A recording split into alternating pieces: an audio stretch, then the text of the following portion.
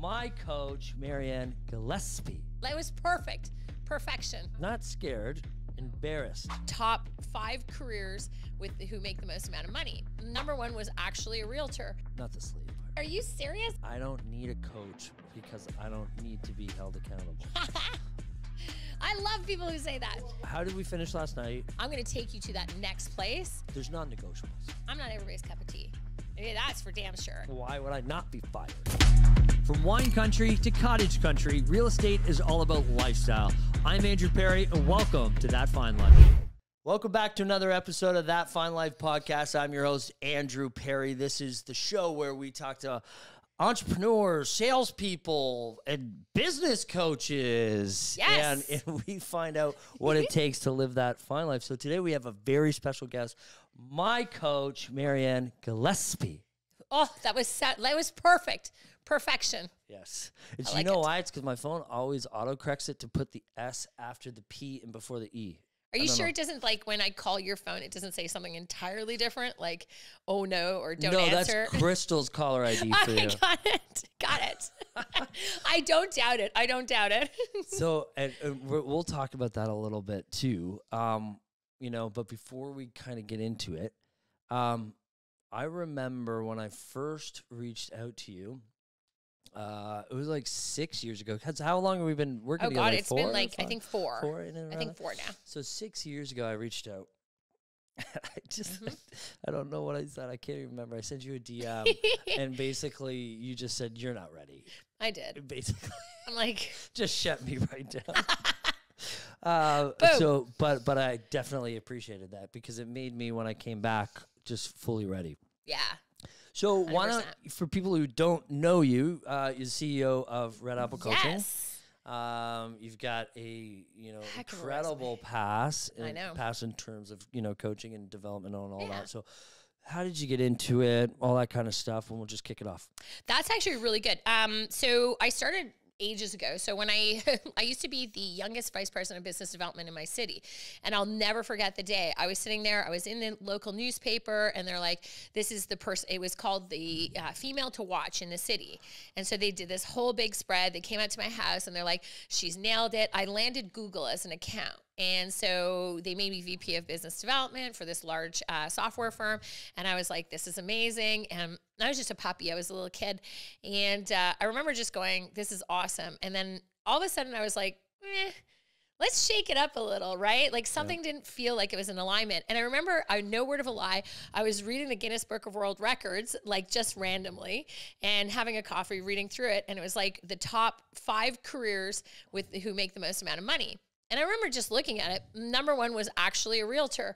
And I was like, that's incredible. And I'm like, And then I looked up and I was like, oh my gosh, like it's not that hard to get your license. And I was like, this is incredible. So long story short, I looked up and I said, I went and approached, I said, who's the number 1 real estate agent in Canada? And I found him. He happened to be in my city. I'm like, how weird is that? So I approached him. I was like, look, I'm really great at what I do. I'm super young, upcoming. I'm like, how do I get in your circle? I want to work with you. I want to learn the best of the best. How's the best? And he's like, well, you don't have a real estate license. And honestly, he's like, I don't have any openings. Yeah. I knew nothing. He's like, so you can mentor with me and I'll hire you as my slave, as I like to say.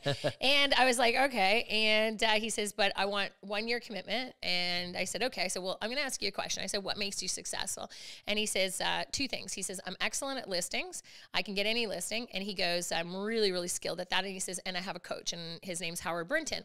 And I remember saying, okay, now Howard, if you know anything about him in the coaching industry, he was the superstar of coaching. So anyway, so I basically sat back and I said, okay, I will come and work with you as your slave for almost nothing for a year. And I said, but I want to sit in on every listing appointment that you do. Yeah. And I want to listen to every single coaching call that you have.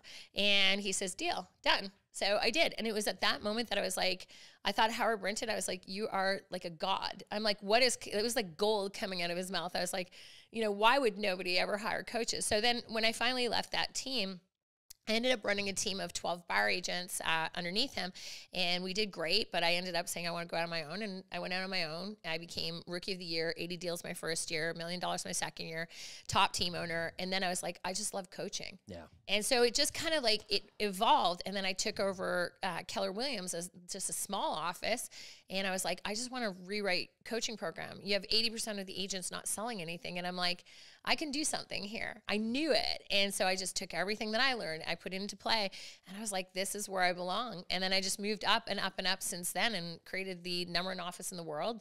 And for production, several years, and every year that I coached in that office, it was #1 worldwide. And then opened my own company after running Keller Williams Coaching. And then it just evolved and evolved and evolved. And I wake up, I love it. I go to bed, I love it. I love coaching, like everything about it. Yeah. It's where I belong. And you said something interesting about, not the slave part, but yeah, yeah, politically incorrect, I guess. Well, I mean, but basically, right? Oh, what he paid me? Yeah, I was a slave. Right. It's the closest thing to slavery in Canada. But that mentality, and because every time I hear something and I hear people speak and they say something that has meaning, I'm always trying to relate it to my circumstances or my experiences. And so as soon as you said that, I immediately thought of everybody who wouldn't take an opportunity like that, and the people that would. So first thing, Crystal came into my mind because she joined me on every single listing appointment. Yep. And she wanted to know exactly how I got to my level. Yeah. And I said, I had a business coach.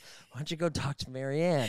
And you know what? It's her first few sessions, and she's grown so much. Oh my gosh, yeah. But like I wasn't able to give her constructive criticism. Yeah. Because she couldn't take it. And we had to work so closely with her and just explain, like, this is how you grow. Yeah. This is how you grow. You learn and you take those criticisms and you apply them. And Absolutely. And I've been doing these emails every morning for over a year, but I haven't done it consistent. But we have over 300. And today's email was, you can have all the skill in the world. Yep. But if you're not taking action, it means absolutely nothing. 100%. Right? 100%. And so what I like about the story that you just told me is that you said, okay, how do I become the best? He's telling you how, and then now you're actually going and doing it. Always. Right. Always. I mean, you can learn. I can't even remember what the quote really is. I'll forget it and it'll come back to me later. But it's like, you can be like, there's so many people that are book smart, and they're just like fantastic. And it's like, and then you sit back and you're like, just go. And I think it's whatever holds somebody back. It's interesting. It's like to leave that career, to be marked in a local newspaper as the female to watch in business. And then all of a sudden I'm like, I just pivoted completely. I was like, you have to trust that instinct too. But at the same token, I was like, yeah, you've got to just go. And I knew at a very young age, the value of mentorship, the value of, being in the right circle with the right people. But also it's like, you have to ask people, like, what makes you successful? Okay, great. Like, let me be part of that. Get into that ecosystem, and like the money comes later. Don't worry about it. And so how do your top clients, how do they, effectively use coaching so it actually benefits them? Like, what's your most ideal client? And how do they take advantage the most? I think like the biggest thing about, for me, when you're with my coaching clients, they know my pedigree of where I come from is also like, it's extreme. Like, so, I do Ironmans. I do like 3 to 5 Ironmans a year. I'm an all-world athlete in that area, but also at the same token, like, I came from nothing. I was like, literally, when my family passed away, I lived on the streets for a year. So it's like, how many people do that? Not many people. So I have a very low tolerance for excuses. Yes. Right? It's like low tolerance level. I believe like real estate is a really easy business. If you're willing to just understand, to give everything you've got to it, you're going to be rewarded so significantly. It's, I was just in Africa and they said the same thing. I was talking to a bunch of people in Africa. They're like, what do you do for a living? I'm trying to explain coaching. And they're like, wait a second. All they have to do is lead generate, and they can make $15,000 to $20,000. These are people who make $80 a month. They're like, I don't understand what physical labor. I'm like, well, there really isn't a lot of physical labor. And like, you could see everybody's face in Africa that are talking to, they're like, what? They're like, are you serious? And I'm like, yeah. And so I think like to take advantage of it is you have to understand. I think what makes my coaching really good is my clients know there is no excuse. It's like, if you're going to give me an excuse, it's got to be pretty big. Yes. So to take advantage of it is to really understand that I have a strict policy. If you're not going to be coached and you're not going to do it, then taking full advantage is let me hold you accountable. Let me hear what you want, use it, take advantage of it. But when I tell you, like, let's go, you could go harder and you should go harder. And here's your numbers, go all in on it. So I think to take full advantage is to say, let the accountability and let somebody push you to where you've never gone before. Right. Cause I've gone there. And maybe this is kind of the same, a similar question, but what do you say when somebody says, I don't need a coach because I don't need to be held accountable? I love people who say that. Or because I have people reach out to me all the time. Exactly. I've sent a couple of people your way over the last couple of weeks. Yeah. And you know what? The couple of the people, they keep coming back to me and asking. I'm like, if you haven't fucking hired her yet, stop asking me questions. But it's like, okay, so like, does she hold you accountable? Yeah. Like, yes. I don't really need that. Oh, you do. What do you mean you don't need that? Yeah, you do. If all she does is hold me accountable, then I don't think that's going to work. Well, what do you say? I think with people like that, it's like, so Tony Robbins refers to it, and it's called no man's land, right? So it's like this place that I think a lot of people sit quite often in their lives. And what happens is they want to get somewhere, but they're like not in any pain where they are. So they're kind of like, whether it's the income that they're making or something along those lines, and they're going, well, I'm not poor, but I'm not like killing it. And I kind of want to go there, but man, I'm so comfortable here, right? So they're comfortable. And we call that no man's land, because if you're not growing, you're dying. And it's like, accountability is not about saying, do the same activities. Accountability is saying, I'm going to take you somewhere you've never gone before, and you are going to crumble like a little freaking baby. And that is going to happen. That shit's going to go down. You are going to feel like you are going to see that dark little hole that's going to make you feel like you went from here to here, and they're just not ready for it yet. They want to stay comfy. They want to be in no man's land. They have the dream of going somewhere. It's like, no, man, if you want to be held accountable, like, I'm not going to hold you accountable to what you're doing now. Right. I'm going to take you to that next place. That's right. And that next place, like from the Ironman perspective, I'll use that. Like, when you're doing an Ironman race, you can train. But when it's race day and you have no music and you have to do 16 hours of three activities back to back and you're racing, you are living in a complete dark hole.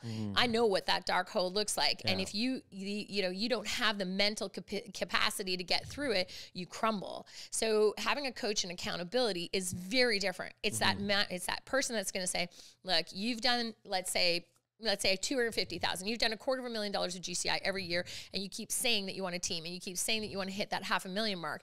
Great. You want to be accountable? Tell me that's your goal. I'm here. We're going to do it. I'm like, and that's where people buckle, because they're telling you that they want it, but they're freaking terrified.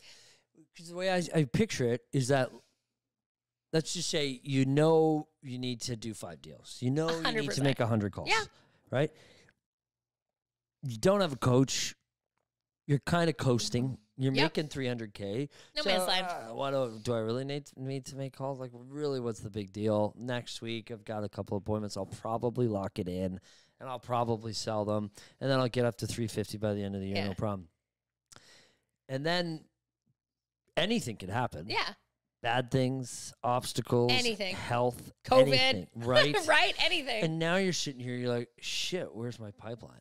Well, I don't actually have one because I never completed the tasks that I needed to complete, that we all know we need to complete. 100%. And that's another thing that really shakes me, is that, okay, it's not as bad as the $80 a month, thing, but not as bad. No, that's pretty bad. But I used to work at LA Fitness, and I was really freaking good at it. Yeah. I manipulated the numbers here and there. I tend to do that. But hey, you know what?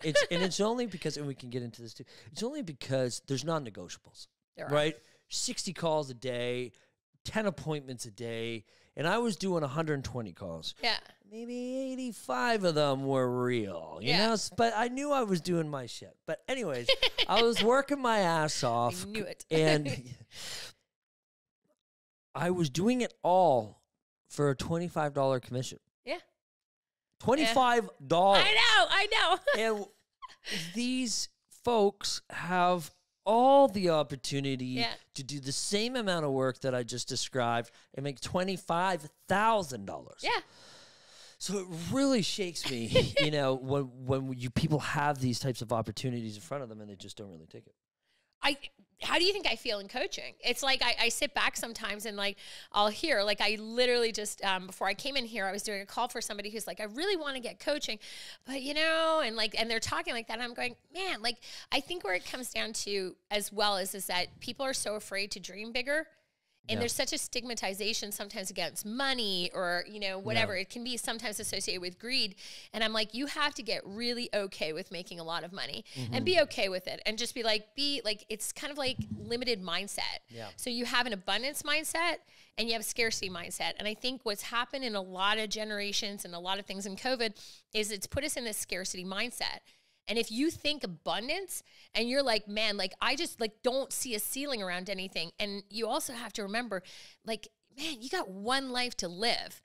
Like, so experiential wise, like you have one life to live. I have seen it in my own life. Like I've lived it. It's like you are here today, you're gone tomorrow. Like live the biggest, fullest, like live your potential.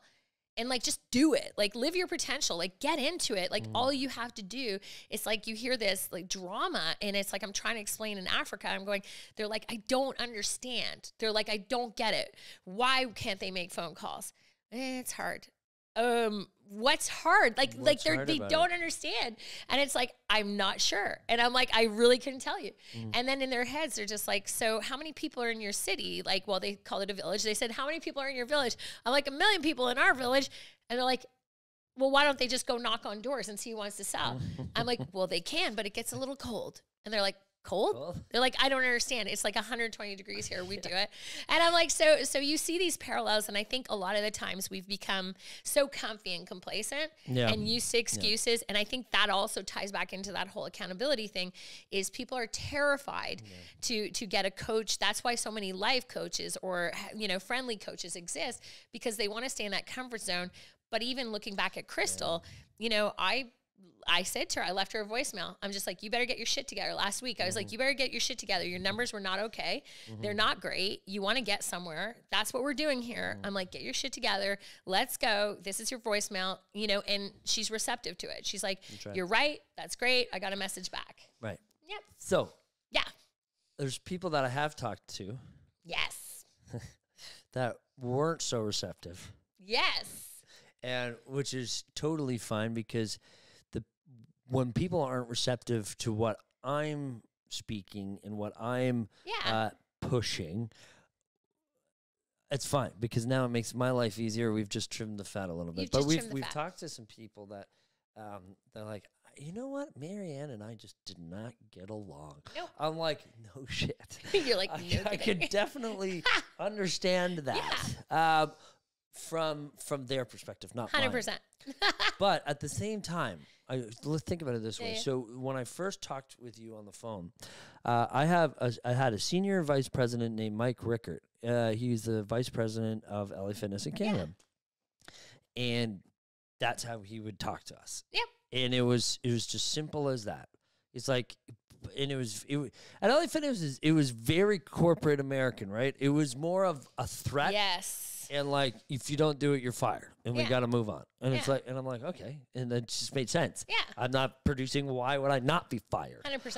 Right. So I just think that, you know, yes, okay, you just brought up that there's some lifestyle coaches that like to keep you in this comfortable state, but I just truly believe that. Imagine you. Okay, put it this way: you were my personal trainer. Oh, right. Just pretend that. So, and then now we're at the gym together, and I'm like, hey, look. What's the first thing you and I talked about? What are your goals? What do you want to 100%. Accomplish? Go to a personal trainer. Personal trainer says, what are your goals? What do you want to do? Yep. I want to grow my arms. Okay, good. This is what you need to do it. Yep. Okay, good. Let's do it. Fine. I'm signed on. Let's do it. You get into the workout session, and you're going like this. You're like, oh, yeah, that feels pretty good. I think we're basically wrapped up here. Yep. No, that's not how you do it. You got to give me 10 more. Yeah. Now one more. Now one more. And imagine if you spent all of this money on a personal trainer and they're like, oh man, yeah, that's it for me. And the trainer's like, yeah, okay, good job. Good job, Betty. You would never see any physical difference. So hiring a business coach like yourself that pushes people, you see the difference in your bank account. Well, that's why you hire a coach. Like, I mean, you can hire for fun. Here's how I always say it. It's like, I'm not everybody's cup of tea. Yeah, that's for damn sure. And I've owned that. I am like so super happy with that. But I always look at this way. I am very confident, like to the point where I would put money down on it, that if you want to improve your business and you want to have more success and you want more finances and you want somebody to hold you accountable to getting there and show you the path to get there, I have the accreditation to do Absolutely. it. So when I 100%. look back at some of the people who are like, you know, I had a few people that were, you know, like they started and they're like, I don't like it. Like they kind of wussed out. And I was like, no problem. I've looked at their numbers. Yes. I'm like, I'm not going to lie. I'm like, I'm glad. Like, Yeah. I'm glad. Like, because if you want to stay in no man's land, you can find excuses for everything. But you're like, look, the one thing I do when somebody works with me is I say, look, I am going to push you. And I'm going to make you uncomfortable. And this is a journey. And if you don't like that, you've got to be upfront with it, because my responsibility is I'm hired not to be your best friend. That's I right. can't be your best friend, because if I'm your best friend, then we're not going to get to where we need to get to. Like, we'll be best friends when you get there. When you get there, we'll be best friends. But until you get there, it's like, my job is to really pull you apart and get you there. And that means you have to evolve and become a different person. And those people that kind of like revolt against it, they probably, I would say, they don't have a good communication because they can't express it. Yes. They say they want something, but then they revolt back, and then it's a blame game. Oh, she's not the right fit for me. Okay, sure. Right. Sure. That's what it is all about. But not every coach is for everybody. That's right. But at the same token too, it's like the numbers tell the story. Where are they a year later? Where are they 6 months later? And some may work out, some may not. But if it comes down to it, I have 26,000 billable hours. It's like, you know, at this point, it's like whatever. But I did have like, you know, I had a swim coach once, and he wasn't a swim coach, like meaning he wasn't the right fit for me. You know, I was drowning in the water, and he didn't know how to sort of work with me on it. And so I moved to a different coach, and I had better success. That's right. Now, he's a really good swim coach. So it's not also like in that same sentence, sometimes the fit of where I wanted to go, he was a high level swim coach. Yeah. And where I started was not the right fit. I was so junior, I could barely swim. So he didn't know how to get down to my level. Right. That would be also an area of weakness. Sometimes if you're going to bring in a big kahuna, you have to be willing to do that work. And sometimes the gap also in coaching can be too big, to be fair. Right, but it's the same thing, like, even with personal trainers. If you're not going to do what they're telling you to do, they don't want you as a client, because your body is basically their resume. So it's the same thing. If you don't want... If you know that, Andrew, you're actually not doing what I'm telling you, and your stats reflect my resume. So if like you're not going to team. listen to it, then please. Yeah, but it's like joining a team too. It's like if you want to sell a shit ton of houses, don't join a team that has 16 people on it and 2 listings. That's right. Like get real. Then don't blame the team leader and be like, oh, well, you know, I wanted to do that. It's like, okay, fine. But also, like, another example in the fitness world, you know, also is like, look, if you want to go to the Olympics, and, you know, and you hire an Olympian coach, you got to do what they say. Yeah. Like, otherwise, you're never going to make it there because it's too competitive. That's my thoughts. I like that question. Some people are going to cringe on that one. Yeah. But you know what? It's the same thing, is that it's the same when we had, you know, our coaching calls, because now I've have Marianne speak with Crystal as she helps develop our sales team. But with me, I was either excited to take the call or I was embarrassed. Yes, I know. Not scared. No. Embarrassed. Because scared. A little bit scared. Well, a little scared, but like. So and that's what, so at LA Fitness, we had 8 a.m. conference calls and then a 4 p.m. So the 8 a.m. was, how did we finish last night? Yeah. What are our appointments for the day? 4 p.m. was, how did we finish for the day? What are our appointments for the night? And high accountability. Man, I was so amped up. I would come in early just to vocalize the call. Even though you faked your numbers sometimes? Yeah. Okay. Never faked the sales. Okay, never faked the sales. Never faked the sales. There's no way around that. I love it. And the reason why you don't fake the numbers unless you're already doing well is like when things go bad. We had this conversation this morning. When things go bad or not your way, things get exposed. Because they're like, why are we always talking about this when we don't have any production? You don't have any problem when we're selling. I'm like, bing, there you go, right? So we're getting there. We're getting there. Where was I then? So when things are going tough, and no, you know what? I want to recycle it back to our original thought, which was me being embarrassed. Okay, so I was super stoked to get on these phone calls at 8 a.m., so full of energy. Yeah. Right now, we're kind of struggling with people even remembering to check in because we also have now a Facebook group called Daily Check-ins, so 8 a.m. and 4 p.m. Yeah. So I don't understand why you're not excited to post into the daily check-in. Yeah. And it's obviously because they've got nothing to post. Because I make them put 0. They're like, well, it's so discouraging that I've got to put 0 in every day. I'm like, yes, I know, but that 0 means that you're making 0. So I guess what would you say to get, those agents that are in a slump a little bit more energized and passionate about getting back out there? I think, when you're feeling that, and it's because that is flushing it out, that's high level accountability. And some people, they look at that posting the 0, they're like, like that's embarrassing. But the reality is that when, unless somebody has a disability, there's nothing, and you have to work with people on your team who have disabilities because it's a real thing out there right now on teams, and you have to work with that. So unless somebody had a disability, I would say that's a really good thing to do, is to flush out that 0. What I like to do is I like to say create mentorship programs for those people within the team. I like to take the top producer, and I really do, not for a long period of time, but to give that person a little bit more oomph, because it's very hard. It's really hard for them. And I can always understand because I came from nothing, so I get it. But I would take that 0 person and I would say, here's the thing. Do you want to be better? Like, that's the first question I would ask them. I said, do you want to change? Do you actually want this? And if that agent says, I actually really do. Like, I don't want to be embarrassed. I mean, this is really hard for me. And I'd say, great. And here's what you're going to do. For 1 week straight, you are going to shadow mentor. You are going to do the activities of my top performer in the team. You're going to call if they call. You're going to work the hours they work. You're going to, open house the way they open house. You're going to be mentored by them for 1 week. And if they say jump, you're going to say absolutely. And how high would you like me to do it? Yes. You've got to do that. Right. And they do it. And so you'll see a remarkable change because sometimes we don't know the destination. And John Maxwell taught me that on this wicked trip we took once. And he's like, and it's in the book, Good to Great. If you can't get on a bus and not know where you're supposed to go. And sometimes we assume because we're at this level on teams and we've been doing it for so long, we're like, why is that person? Like, what is wrong with them? But you have to sometimes chunk it down and go, when I was there, if I was this person, and like, you got to go so deep into our own exploration to be like, why is this happening? And reality is they don't know the path.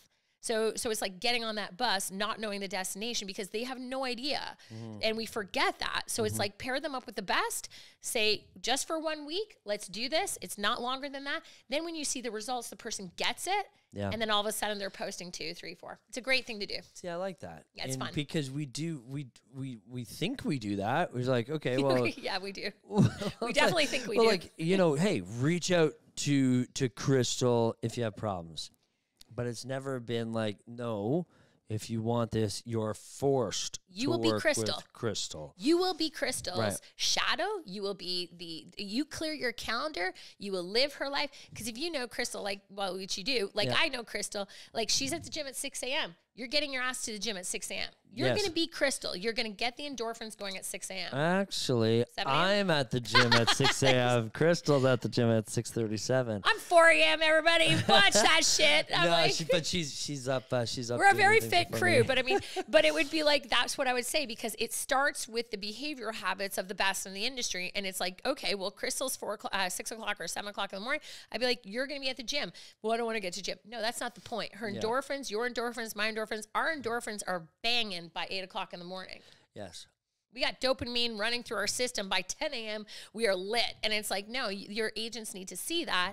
And I think that whole habitual, it's like, do you want to be the best? Because if you do, you're going to shadow her, be her freaking shadow 7 days a week.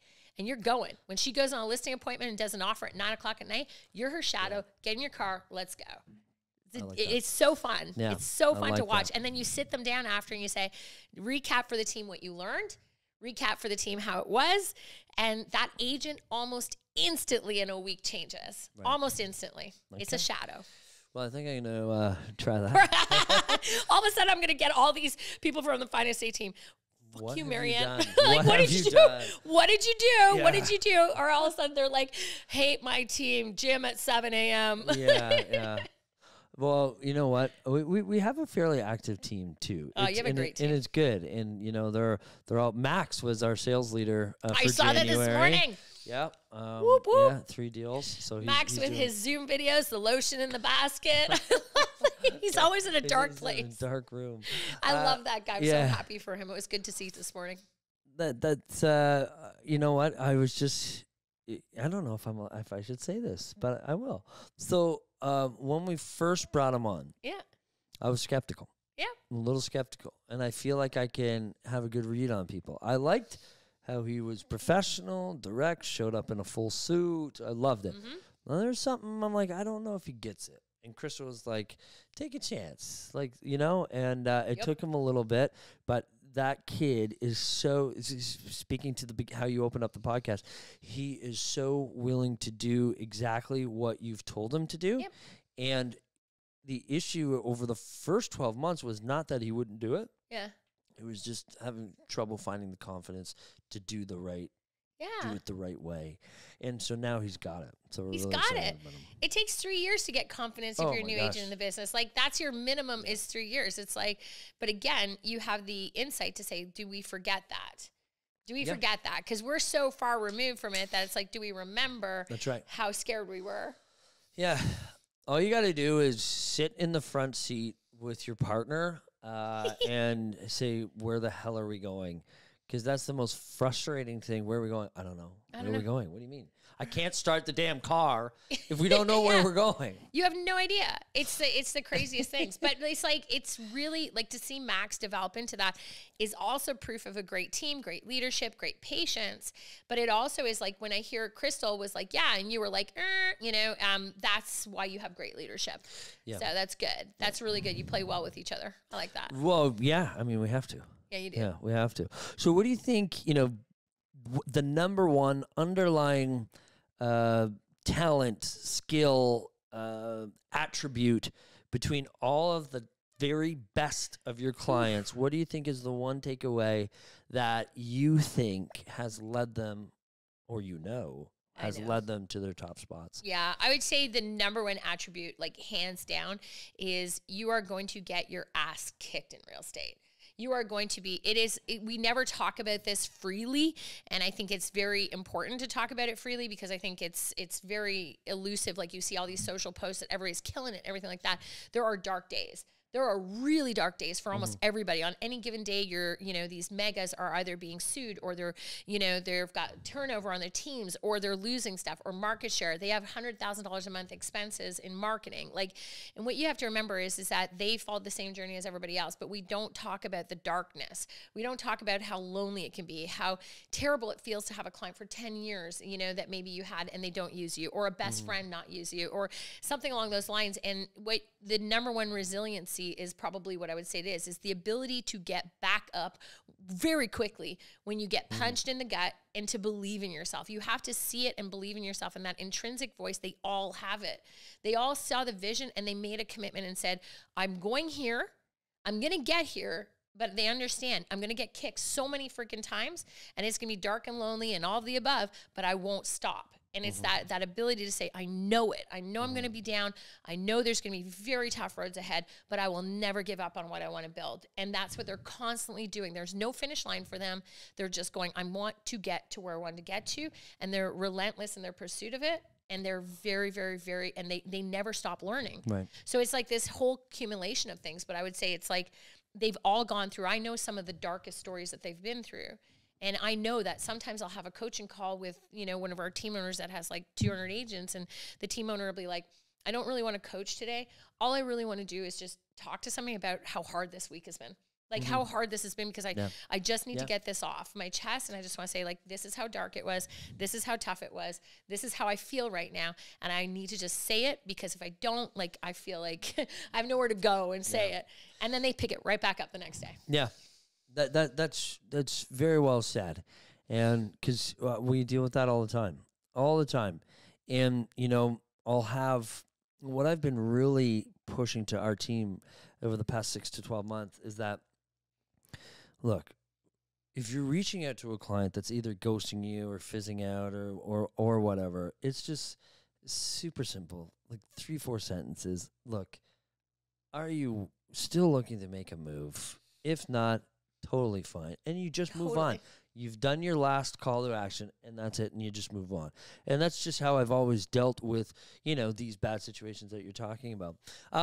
Now, what also I think is a big piece of an entrepreneur's journey to the top is the entrepreneurial schedule. Yeah, so I love it. Let's just pretend that nobody knows what the hell I'm talking about. Yes. What does that look like? And, why is it important to time block like that? Yeah, I think, because entrepreneurial time system, we've grown up with a time system that's very corporate. So you're a child, you go to school at a certain time. Your school bus is like 8 o'clock in the morning. Your lunch is 12 o'clock, okay, or whatever it is in school nowadays. And haven't been a child in a long time. Yep. And anyway, so then the day's over at like 3 o'clock, and then you have your snacks, and you have it's so structured to end at 5 o'clock. Dinner's coming up at 6. Like, we've lived that our whole life. And then people they go into that whole transitioning into a corporate environment, and then they're having their first job, and they've got to check in at this time and then check it at that time, and they still have lunches. So what happens is, when you go into the entrepreneurial world, you take what you've learned, and then I'll ask to see an agent's schedule. I'll go, let's see your schedule. And legit, I can tell you 99% of the time I see the word lunch in there. I'm like, what the fuck? I'm like, you're an adult. You don't need to be told to have lunch at 12 o'clock. What is this shit? And so I'll see like lunch in there, and I'll be like, oh man, they're still stuck in corporate time zones, or their day will end at 5 o'clock, or they'll start at 9. Yeah. And I'm like, look, you know what? This is not good. So the entrepreneurial time system is beautiful. It was done by Dan Sullivan, and he created this whole system that I think is amazing, where you segue your days into focus days, which are money-making days. So your brain space can really be into money-making. And then your buffer days are like completely about being a CEO, and then you have one free day a week off. Right. It's brilliant. Wait, brilliant. One free day off. One full free 24 hours. So you're saying that in order to provide the best culture and service to my agents, I should give them one full day off? 100%. Well, first of all, one full day, just one. Let's not don't make it a day and a half, but it should be a 24-hour block. And I think this is something that I see that drives me bananas in this industry. It's like we're on this clock where it's 24/7, go, go, go. And there's no other career in the industry that you have to do that. So it's like you get one free day off a week. And one of my backgrounds is also neuroscience. And so I spend a lot of time studying the brain, what it needs. You need one freaking day off a week. If you're not taking a day off, 24-hour clock, get a life. Yeah. Check out.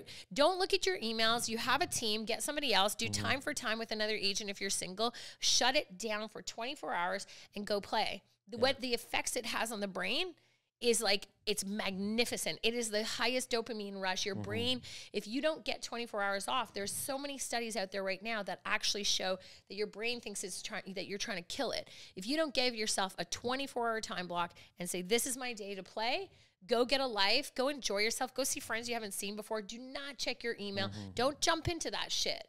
No work. I'm talking total disengagement from your clients, everybody. That's right. There's so many studies that show that if you don't do that, the brain enters this constant state of stress, and it's going, Andrew, you are working every day. You are not stopping. You are not giving me a rest. So I'm either going to make us sick, I'm going to make us exhausted, I'm going to give us something, or I'm going to try to kill ourselves here, because it's going to give you shit to slow you down.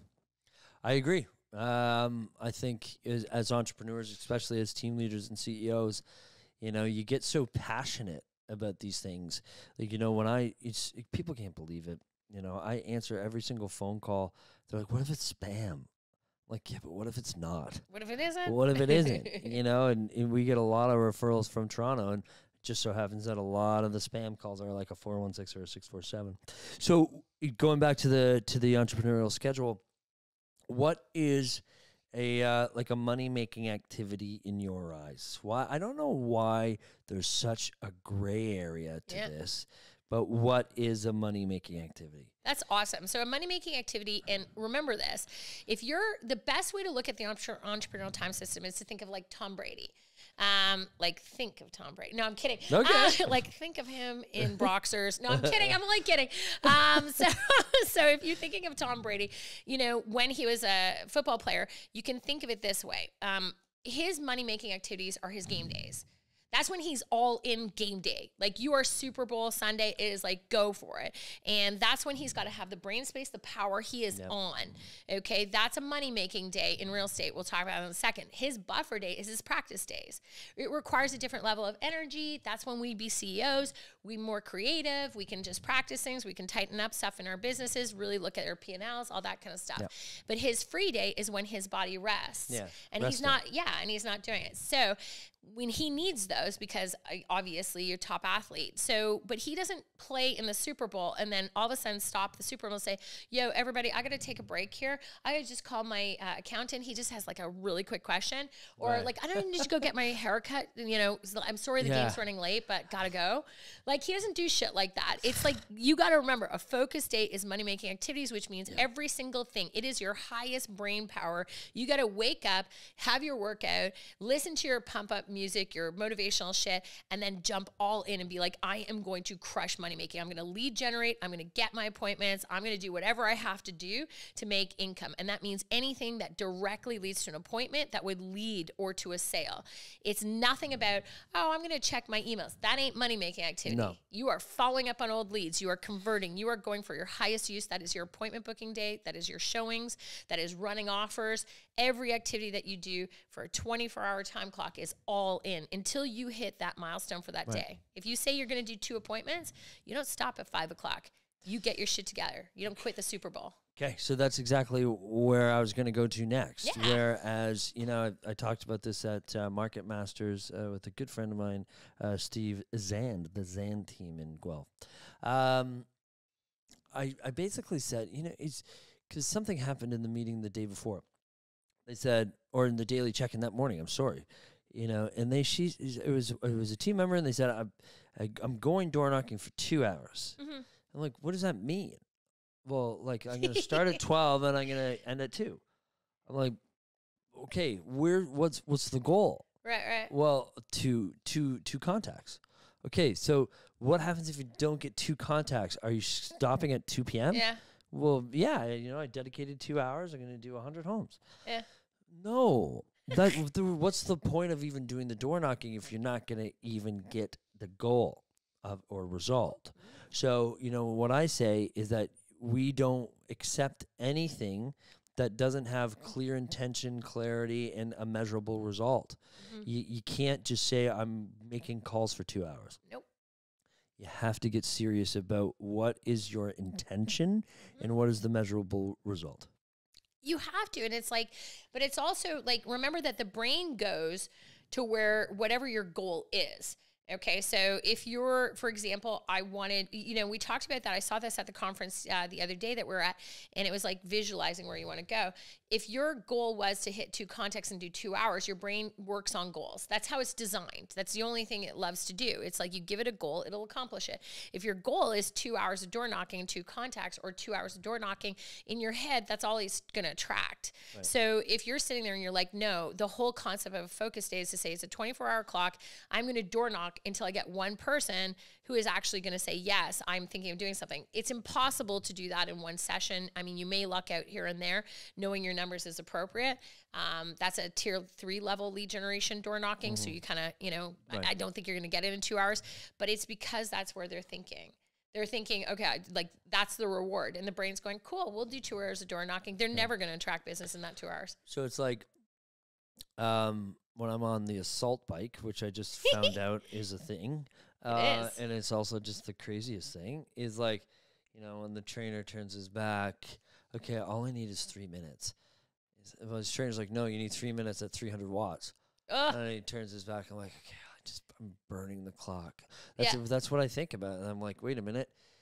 I literally said the same thing to not burn the clock on your door knocking. Yeah. You know, you've got a result to achieve 10 cals or 10 cals in a minute. But so interesting. And then another thing that I was thinking about during the podcast is like I tried, and this is just about coaching in general, and not to go off topic because we've kind of already talked about it, but I used to work out with no trainer. Yeah. Then I hired a virtual trainer. Yeah. And the virtual trainer was just, he gave me workouts, but really at the end of the week, they're like, did you finish the workouts? I'm like, yeah, of course, but you're not seeing the results. And then so I finally got an in-person trainer, and that's how I kind of view you, is that it's like, you can't get away with things. Not with me. Right? And they push you, and it's like one more, and this is why I've been thinking about it, because if you're just going to the gym and you're just doing weights, so you're just doing weights like this. Yeah. Right? And you're working out an isolation muscle or whatever. With this type of training that we're doing, it's nonstop.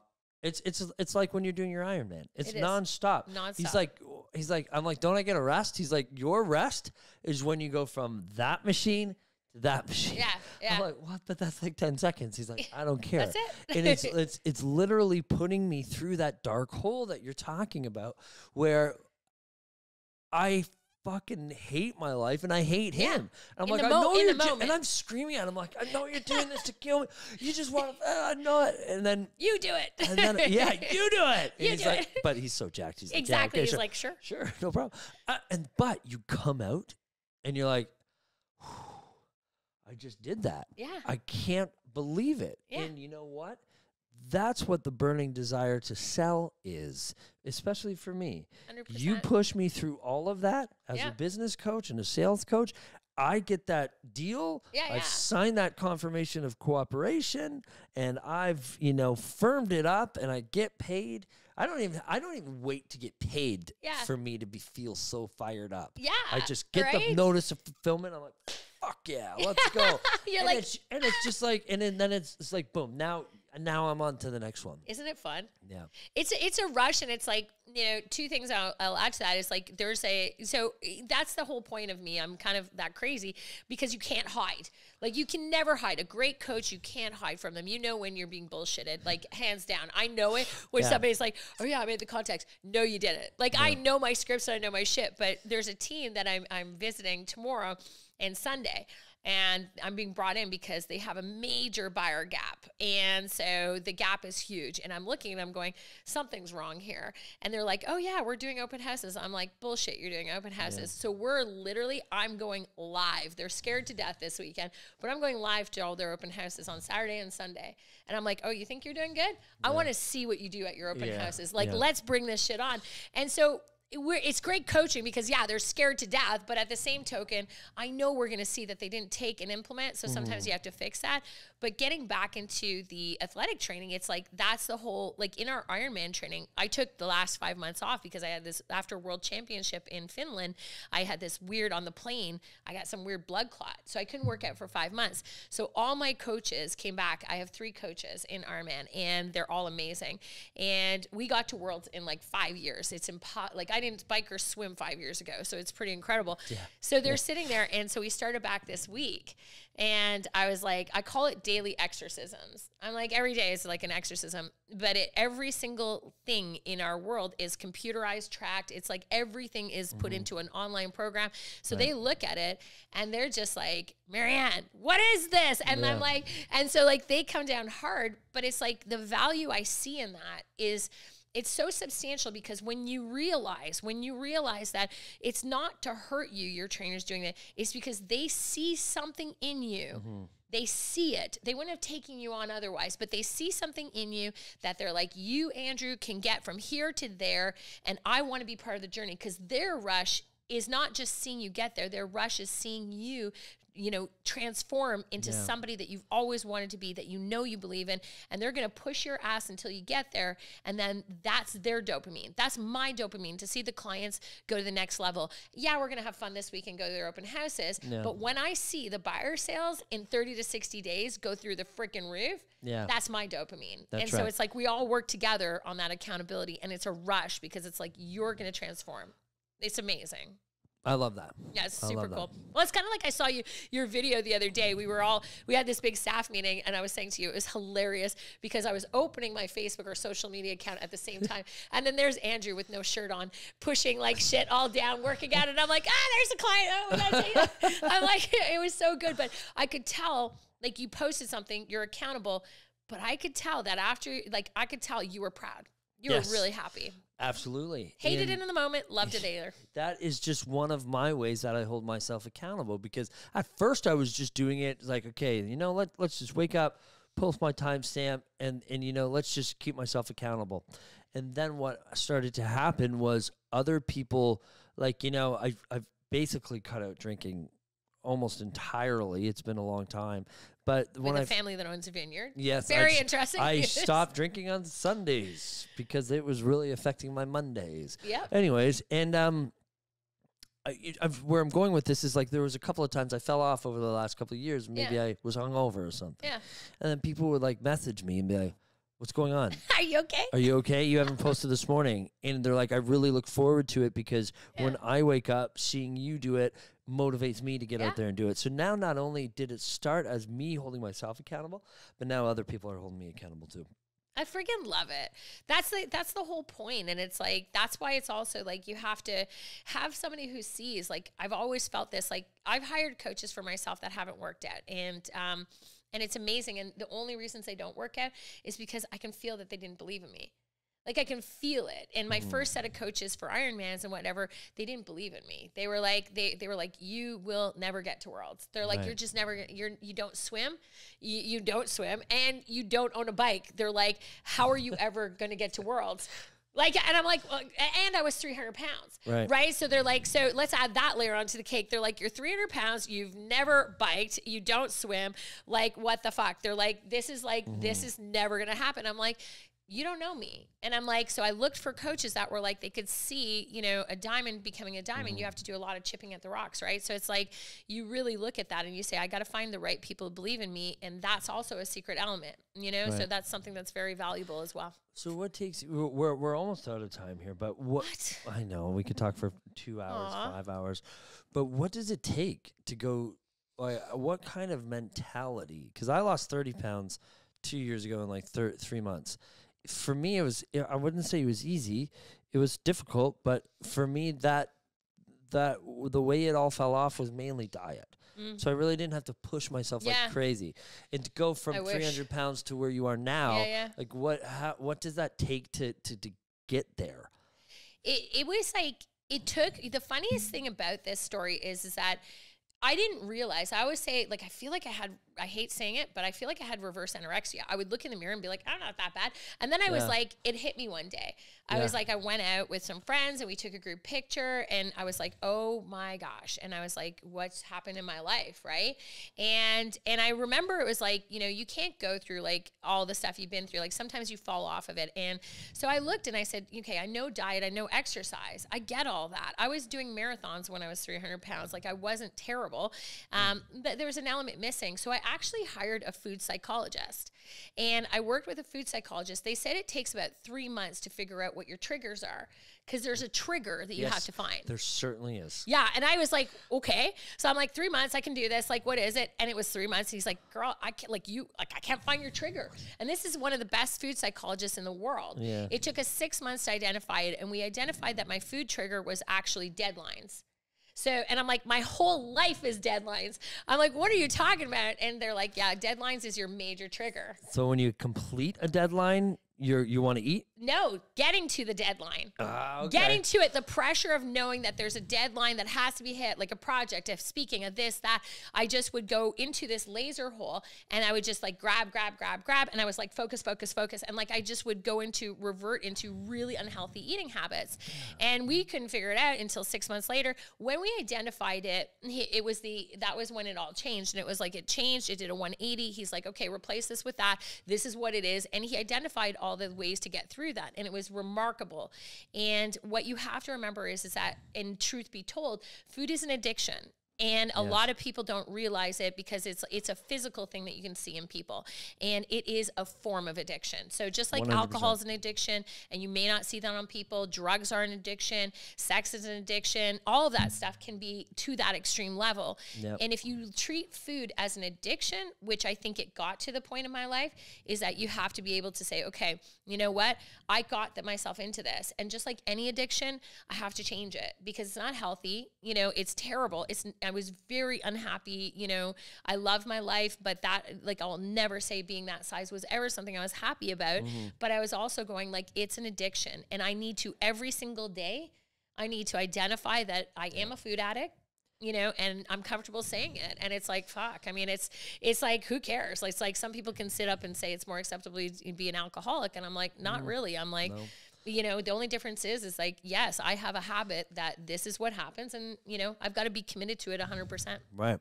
So it's almost like in business, you identified, you were able to isolate. Ooh. And then you could focus on that one problem and solving it. And you know, it's funny because mine's the not opposite, but mine's after the deadline. Yeah. Because I'm so clean. Until like, and it's like, I don't know. I think it stemmed from when I was a kid. Because like, if I eat all my dinner, I can have a dessert. Yes. So I make sure I finish all my dinner and then I have a dessert. Yeah. Or if it's like I complete something at work, at life, at, you know, it's because as soon as I'm finished the gym, I eat too, right? So it's like, as soon as I finish something, I want to eat. Yeah. So because when I found out about my diagnosis, I was switching to full organic. And then I'm like, wait a minute, and zero sugar. I'm like, wait a minute. It's my trigger is also salty foods, because after salty foods, I really want something sweet, like every time, especially at night. You got a whole gamut of shit going on. Right. So the hardest part was trying to find organic, sugar-free food that was also sweet that I could really enjoy. Banana? No. So the closest thing that I could get, they're not organic, I don't think, but are those made good? Yeah, there's the jellies or the chewies? No, the granola bars are my favorite with the little piece of dark chocolate. Yeah.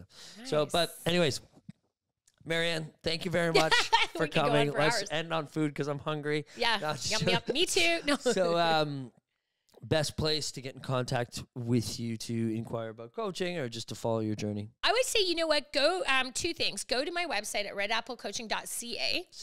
You can book consultations there, find out everything about me, my journey, any events that we're doing. All the stuff is hanging out there. And, you know, my most active profile is typically my Instagram account, which is the Red Apple Coach. Me too. And that's where I play. That's where I like to play. So come see me there, and I'll be there always. And I'm always open. If you need any help, let me know. That's true. I remember for so long, it took me so long to get your actual number because I wasn't allowed. I bugged you too much. Very exclusive. I'm very exclusive in the sense of, you know. I don't even know if it is your real number. I still don't know who's talking to me if it's your. You're like, it could be, it could be not. But yeah, I love it. Thank you so much for having me. Like, this is so awesome. I love it. And you are amazing. So don't forget to sign up for your daily emails. Yes, of course. Mm-hmm. So thank you all for watching and listening. Of course, we want you to like, comment, share, subscribe, all that crap. But we also would really like you to leave us a review on Apple and Spotify because it helps get this podcast in front of others who are looking to live that fine life. Thank you.